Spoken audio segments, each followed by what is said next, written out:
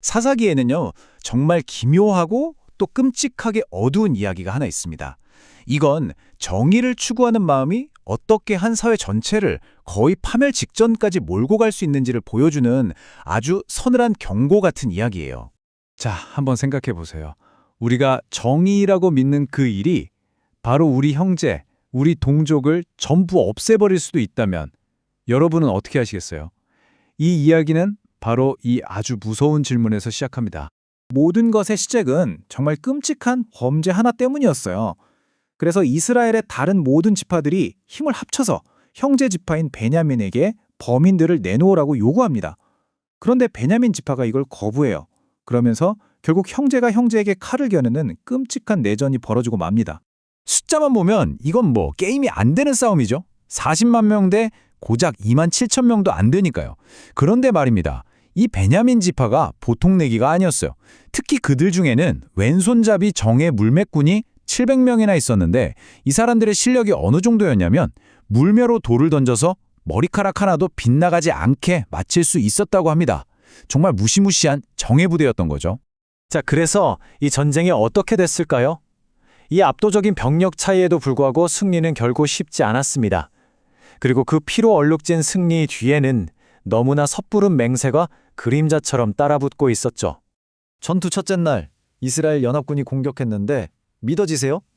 무려 2만 2천 명이 죽습니다. 베냐민이 아니라 이스라엘군이요. 그래서 둘째 날 다시 총공격을 하는데 이번엔 1만 8천 명이 또 죽어요. 이틀 만에 4만 명이라는 어마어마한 병력이 자기 형제들 손에 죽어나간 겁니다. 정말 처참했죠. 그러다 마침내 셋째 날 이스라엘이 치밀한 매복 작전을 써서 겨우 전세를 뒤집고 베냐민 군대를 거의 전멸시킵니다.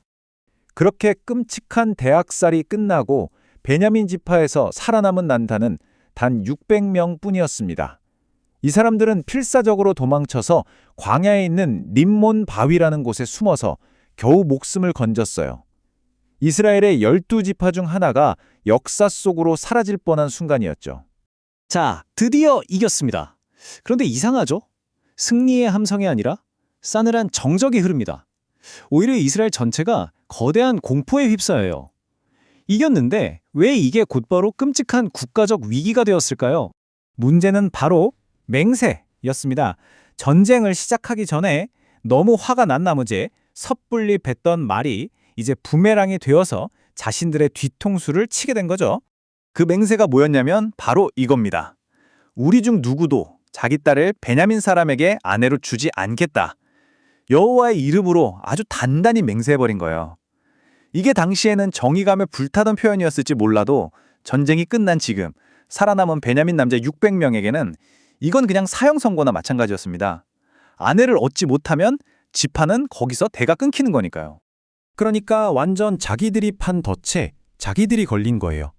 맹세를 지키자니 형제 지파 하나가 통째로 사라지게 생겼고 그렇다고 맹세를 어기자니 신과의 거룩한 약속을 깨는 거고요.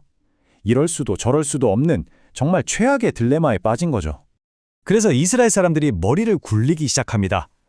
어떻게든 이 맹세를 떼지 않으면서 베냐민 지파를 살릴 방법이 없을까? 그리고 그들이 찾아낸 방법은 정말이지 피로 얼룩진 끔찍한 해결책이었습니다. 자, 이게 그들의 첫 번째 계획입니다. 그 논리가 정말 냉혹해요. 먼저 이번 전쟁에 참여 안 한 도시를 찾아냅니다. 야베스 길르앗이라는 곳이었죠. 그리고 두 번째, 전쟁에 참여 안 한 자는 다 죽인다는 또 다른 맹세를 꺼내 들어요. 그리고는 진짜로 군사 1만 2천 명을 보내서 그 도시 사람들을 다 죽여버립니다. 남자, 여자, 아이 할 것 없이요. 딱 한 부리만 빼고요. 바로 결혼하지 않은 젊은 여성들이었죠. 한 문제를 해결하기 위해 또 다른 대학살을 일으킨 겁니다. 이렇게 한 도시를 통째로 학살하고 얻은 여성이 400명이었습니다. 그리고 이 여성들을 살아남은 베냐민 남자들의 아내로 보내준 거죠. 그런데 문제가 생겼어요. 계산이 안 맞는 겁니다. 남은 베냐민 남자는 600명인데 데려온 아내는 400명, 아직도 200명은 짝이 없는 거예요. 한 도시를 완전히 파괴했는데도 말이죠. 결국 또 다른 더 기상천외한 계획을 세워야만 했습니다. 그래서 나온 마지막 계획이 정말 기가 막힙니다. 절박함이 낳은 도덕적으로는 완전히 파탄 나버린 계획, 바로 신부 훔쳐오기 작전입니다. 계획은 이렇습니다. 먼저 실로에서 열리는 큰 축제를 기다려요. 젊은 여자들이 춤추러 나올 때까지. 그리고 짝이 없는 베냐민 남자 200명은 근처 포도원에 숨어 있는 겁니다. 그러다가 여자들이 춤을 추기 시작하면 갑자기 뛰쳐나가서 각자 한 명씩 붙잡아서 아내로 삼으려고 자기 땅으로 데려가는 거죠. 완전 계획된 납치극이에요. 그럼 여자들 가족들이 가만히 있겠어요? 장로들이 미리 말까지 맞춰놨습니다. 그 가족들한테 가서 이렇게 말하겠다고요. 당신들이 딸을 직접 준 게 아니니까 맹세를 어긴 게 아닙니다. 정말 어이가 없죠? 이런 말도 안 되는 방법으로 베냐민 지파는 겨우 멸족을 면했습니다. 지파는 구원받았죠. 하지만 그 과정에서 사륙에 또 다른 사륙, 그리고 대규모 납치까지. 이스라엘이라는 공동체의 도덕성은 그야말로 갈기갈기 찢겨나갔습니다. 도대체 왜 이렇게까지 됐을까요? 이 모든 끔찍하고 비상식적인 혼돈의 진짜 근본적인 원인은 무엇이었을까요? 사사기는 이 모든 비극의 원인을 딱 한 문장으로 정리합니다.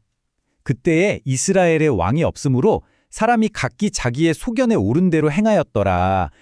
결국 중심을 잡아줄 리더도 모두가 동의하는 기준도 없을 때에 각자가 생각하는 옳은 일이 각자의 정의가 얼마나 끔찍한 광기가 될 수 있는지를 보여주는 정말 소름 돋는 마무리입니다.